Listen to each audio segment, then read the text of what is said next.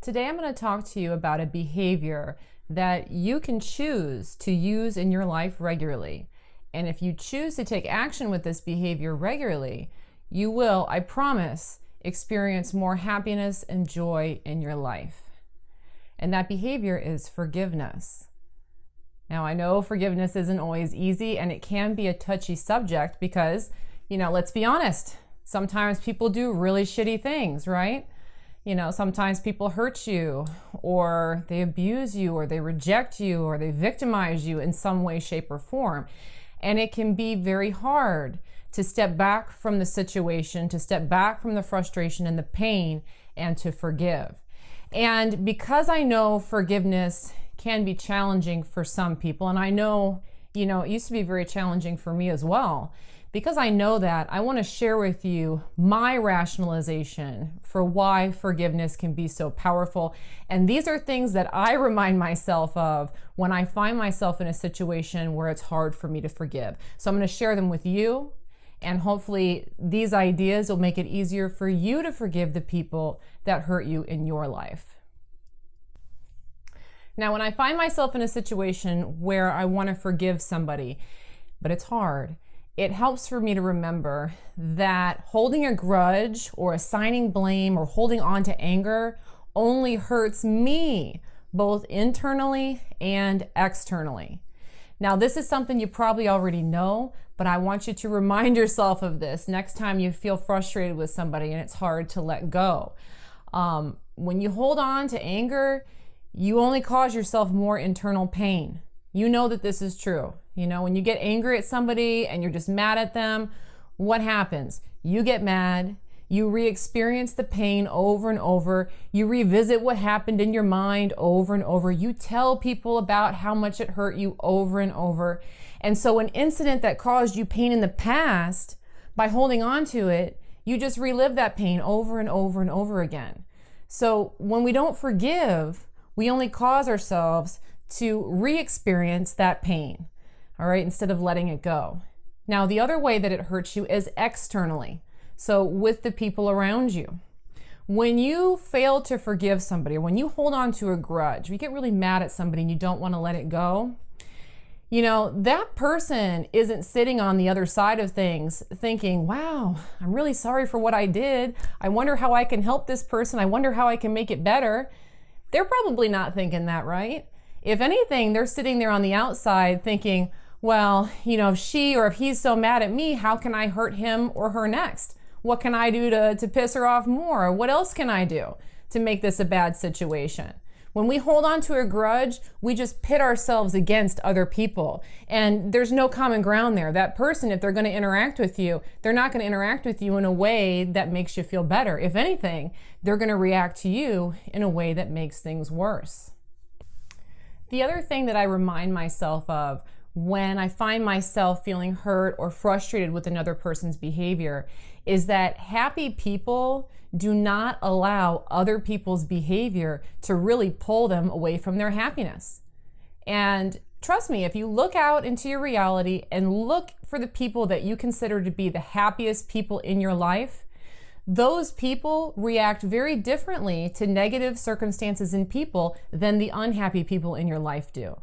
The people that you think of as the happiest people in your life, they're not the ones who are losing their mind in traffic, honking their horn, giving the bird to bad drivers. They're not the ones that are holding, year-long, 10-year-long grudges with their friends and their family members.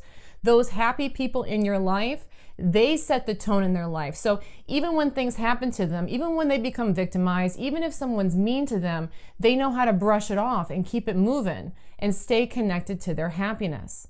So that's another thing to consider, is that our happiness is really something that we create internally. A lot of times we grow up with this belief system that other people have to behave in order for us to be happy. But the people that really buy into that philosophy are usually the unhappiest people.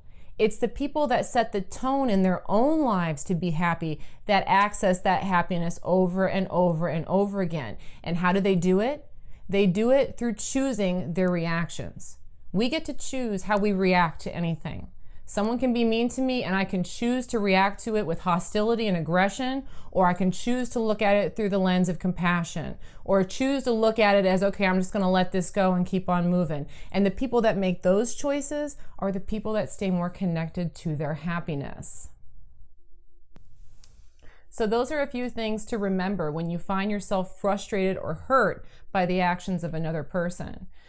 First and foremost, when you hold on to anger, when you hold on to being upset with somebody, you're the one that suffers. You suffer more internally and externally. Not the other person, but you. It may feel like you have to stay angry to protect yourself, but you're not protecting yourself at all, because you're just causing yourself to re-experience the same pain over and over again. It's also very helpful to remind yourself that, you know what, the happy people that I know in my life, those are people that let things go. They forgive people. They keep it moving. They stay connected to their happiness. The people that are the most miserable in my life, those are the people that are holding the most grudges. Those are the people that are getting the angriest. And I want to be a happy person. I want to enjoy happiness as much as possible. So it makes sense for me to try and forgive as much as I can.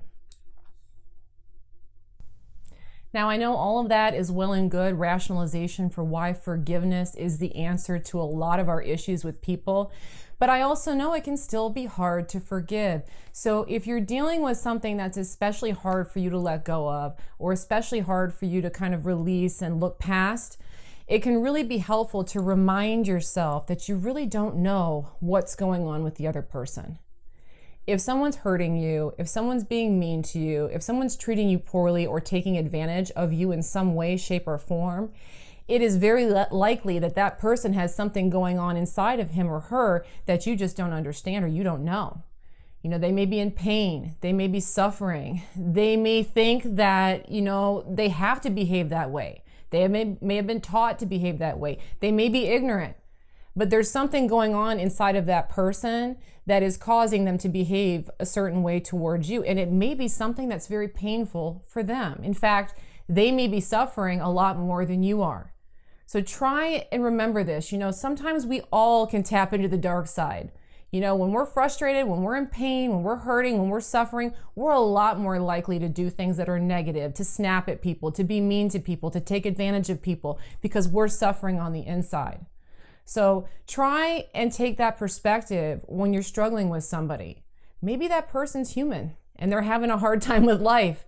And unfortunately, you got caught in the crossfire somehow.